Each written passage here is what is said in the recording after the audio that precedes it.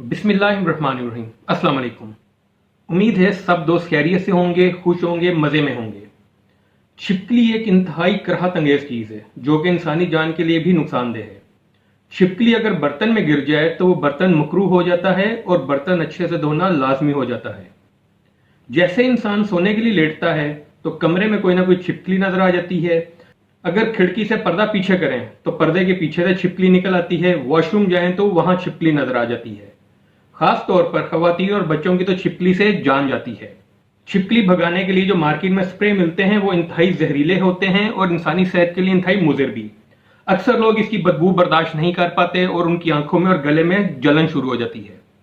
हम जो आपके लिए आज छिपकली भगाने की रेमेडी लेके आए हैं ये घर में मौजूद चीज़ों से बन जाती है और ये इंसानी सेहत के लिए भी मुज़िर नहीं।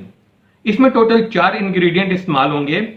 उसमें पानी है, आधा लीटर आपने पानी लेना है, एक फुल टेबल स्पून आपने सिट्रिक एसिड या टाटरी का लेना है, एक बड़े प्याज का पानी लेना है और 4 टेबल स्पून आपने डिटॉल के लेने हैं।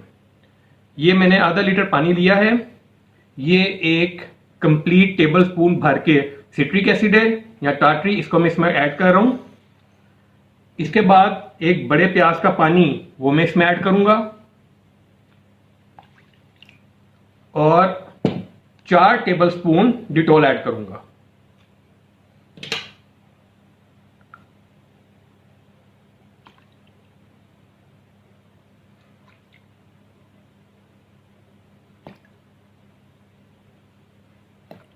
इन चीजों को आप अच्छे से मिक्स कर लें। ये मैंने इन चारों इंग्रेडिएंट्स को अच्छे से मिक्स कर लिया है। आप इसको एक स्प्रे बॉटल में डाल लें और इस्तेमाल करने से पहले एक दफा अच्छे से हिला लें बॉटल को। जहां जहां आपके घर में छिपकली नजर आती है, किचन में, वॉशरूम में, पर्दे के पीछे, वहां पे आप इसको स्प्रे कर दें।